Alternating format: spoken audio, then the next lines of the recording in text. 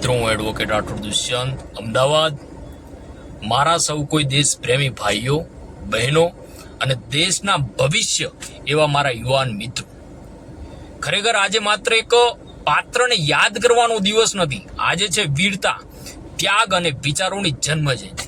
હું વાત કરું છું એવા ઐતિહાસિક વીરની કે જેમણે અંગ્રેજ સામ્રાજ્યના હૃદયમાં ધડકતી ક્રાંતિ પ્રજ્વલિત કરી, જેમનું નામ છે વીર સાવરકર. સાવરકર કોઈ સામાન્ય નામ નથી સાહેબ. એ નામ છે ઇતિહાસને કલમથી નહીં, પણ એ તો ખડકથી લખવાની હિંમતનું.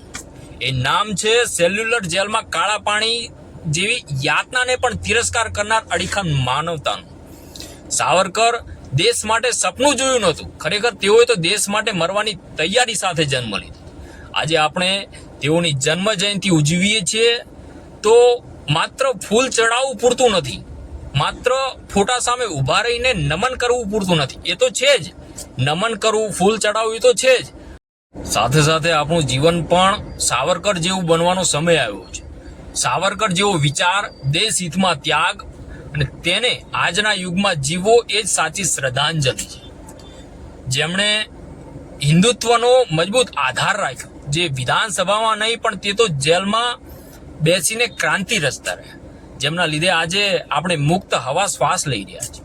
એમના એવા વીરના જીવનમાંથી આપણે આજે શીખીશું નહીં તો ક્યારે શીખીશું?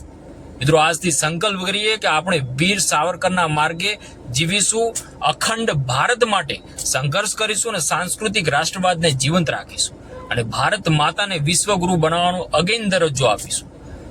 અંતમાં આપણે ફક્ત દેશ પ્રેમ બોલી ન બતાવીએ, આપણે તો વીર સાવરકર જેમ જીવીએ, સાવરકરજીના વિચારો આપણા જીવનમાં ખરા અર્થમાં ઉતારીએ અને એમના રસ્તે ચાલવાનો પ્રયત્ન કરીએ. એ જ અપેક્ષા છે. ભારત માતા કી જય, વંદે માતરમ, જય જય ગુરુ ગુજરાત.